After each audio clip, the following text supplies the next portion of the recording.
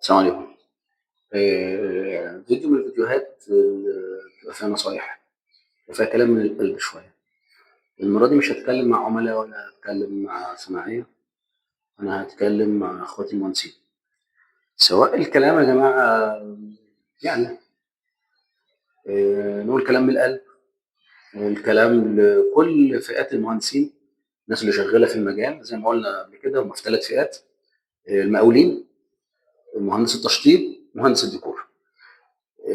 أيًا كان عمرك، راجل خبرة قديم، عجوز زي حالاتي كده، شاب ما شاء الله ربنا يحميه لسه هيبدأ، ف فالقديم والناس اللي شغالة من زمان، زي ما دايمًا بنقول الحياة علمتنا إن صوابعك مش زي بعض، ما فيش حد نقدر نقول إن فلان ده مهندس يبقى محترم أو دكتور يبقى محترم، لأ، في مهندسين يبقوا محترمين وفي مهندسين لأ، في دكاترة محترمين وفي تجار أعضاء، فنسأل الله العافية.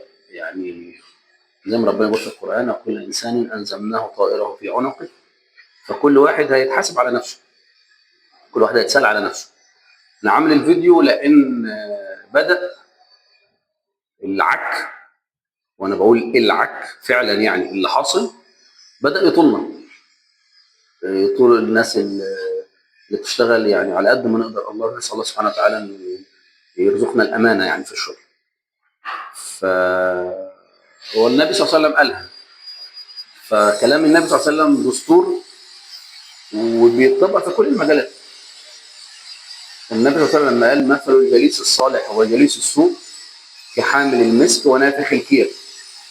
حامل المسك إما أن يحذيك وإما أن تبتاع منه أو يأتيك ريحا طيبة، وأما نافخ الكير إما أن يحرق ثيابك أو تجد منه ريحا منتنة، أو كما قال صلى الله عليه وسلم. فمعنى الكلام إن السوء أو الضرر بتاع الغير بدأ يطول الناس التانية اللي بتشتغل كويس، الناس اللي بتشتغل بما يرضي الله، أيا كان هو مين، زي ما قلنا في ال3 فئات. فبنبص ونسمع وبنشوف كل يوم عملاء بتتكلم على جروبات ديكور وبتسأل وبنجاوب. يا جماعة اتقوا ربنا في الناس، اتقوا ربنا في الناس. اطلب من الأول اللي يكفيك، اطلب من الأول اللي يكفيك، أيا كان أنت عايز تاخد كام. والموضوع ديل تيك ات اور ليف ات، الموضوع من الأول يبقى واضح، إنما ما تجيش تعمل ناصح وتاخد قرشين وعايز بقى تنصب على الراجل، تقوم رايح ضارب فواتير. بكلمكم وش الحاجات اللي في الكواليس، في ناس عارفه وناس ما تعرفهاش، بس ده بيحصل والناس كلها عارفه. المهندسين المحترمين هيصدقوا على كلامي في اللي انا بقوله. ضرب فواتير بيحصل. ذمتين. يعني ايه ذمتين؟ يجي انت راجل دلوقتي في نقطه شرعيه مهمه عشان فلوسك ما تبقاش حرام، اللي هقوله ده انت بتاخد فلوس صح حرام. ما تجيش انت شغال بنسبه اشراف، ايا كان النسبه كام انت اللي بتحددها، انت اللي بتحددها، والعميل هيوافق يرفض. ما تجيش بعد بقى ما خلصت الديل مع العميل تيجي بقى: لا انا عايز ابدا اخد بقى فلوس. فصنايعي هياخد مثلا 10 قروش، يقول له قول للراجل 12، وهو عشان انا اطلع لي 2 يروح للمعرض بيجيب منه بضاعه تمام. المعرض مثلا عامل فاتوره ب 10 قروش، يقول له لا اكتب 15. حرام، فلوسك حرام يا باشمهندس، والله والله والله فلوس حرام. النبي صلى الله عليه وسلم بيقول: ما من جسم ينمو من سحت الا والنار اولى به. مش بس الابتلاءات اللي انت بتشوفها في حياتك وعدم البركه اللي في بيتك هي دي بس اللي هيحصل لك في الدنيا، لا وفي الاخره كمان، نسال الله العافيه. فبقى انا بتكلم ده ليه؟ لان دلوقتي بدا يتاخد فكره عن مهندسين، سواء المقاولين، مهندسين التشطيب، مهندسين الديكور. بدا الناس من كتر اللي بيتقال على المواقع والجروبات: لا يا عم دول بياخدوا كتير وكمان ما بيشبعوش وحراميه. شفت انت وصلتنا لايه بقى؟ شفت انت وصلتنا لايه؟ فلما انت بتتعامل مع عميل ما يعرفكش، جالك مثلا شاف شغلك على النت او سمع مثلا فيديو انت بتقول فيه حاجه فحس انك حد فاهم او حد خبره فبدا يتعاقد معاك، بس لا زال جواه هاجس الكلام اللي بيسمعه عن المهندسين اللي ما بيتقوش ربنا لا في نفسهم ولا في الناس ولا في عيالهم. فبالله عليكم، بالله عليكم بكلمكم كاخ اني لكم ناصح امين. انت المبلغ الاشراف اللي بترتضي لنفسك من الاول قوله، لان الشغل ما تقوليش انا باخد خصم فالخصم ده ليا، لا يا باشا، لا يا باشا، الخصم مش ليك يا حبيبي، الخصم ليك في حاله لو انت شغال مقاوله. ليه؟ لان ساعه ما انت شغال بتعمل مقايسه مقاوله اصبح انت في رقم نهائي فاينل، انت التوتال كوست ده العميل ملزم يديهولك. انت بقى يا حبيبي اتشقلب جوه الرقم ده، انت مش هتاخد اكتر منه. طب وانا عرفت انا مثلا مقدر الصناعي الفلاني 10 قروش وانا بتكلم معاه اتفقنا على 9 قروش، تمام انت كويس. مقدر البضاعه الفلانيه ب 10 قروش، رحت الراجل مثلا ايه عمل لي ديسكاونت اداني ب 8، ده ليك. ليه؟ لان انت اخد الموضوع مقاوله. طب نسبه اشراف يا باشا انت شغال بفلوس العميل مش بفلوسك. المقاوله انت كده العميل مخصص لك مبلغ فانت شغال بفلوسك.